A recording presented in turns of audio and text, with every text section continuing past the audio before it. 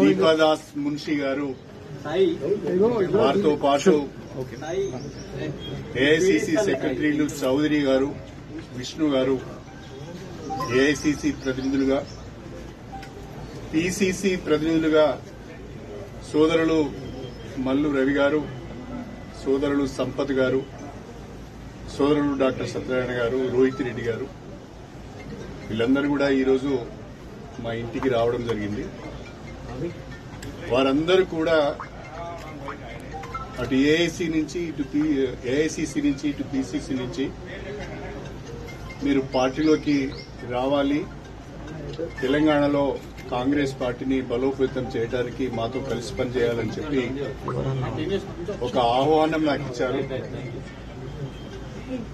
నేను నా శ్రేయోభిలాషులు, నాతో ఇన్ని రోజులు కలిసి ప్రయాణం చేసిన కార్యకర్తలు, వాళ్ళందరితో కూడా మాట్లాడి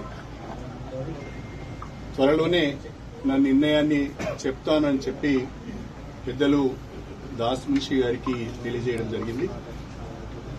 in a day or two I will take a decision after consulting my followers and after consulting my well-wishers and my workers. అభ్యర్థిగా సంచరించుకునేది కాంగ్రెస్ పార్టీ నేను ఇంకా కాంగ్రెస్ పార్టీలోనే చేరలేదు. అప్పుడే కాంగ్రెస్ పార్టీ అభ్యర్థిగా పోటీ చేస్తామని ఎలా చెప్తారు? కాబట్టి yet I have not taken a decision. పోటీ చేసే అవకాశం ఉంది. I have to take a decision first. Then I will think. మీరు మీ క్యాడర్ కి ఏం చెప్తారు సార్? అంటే ఈ నా క్యాడర్ కి నేను మాట్లాడే విషయాలన్నీ మీకు చెప్పను. సార్, బీఆర్ఎస్ అన్ని అవకాశాలు ఇచ్చినా ఒక్కొక్కరు చేజారిపోతున్నారు.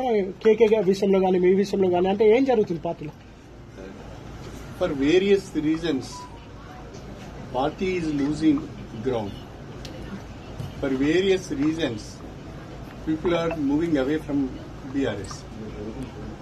So, to serve the people and to do something for the constituency, we have to take a decision. We have to take a call. ఉమ్మడి వరంగల్ జిల్లాలో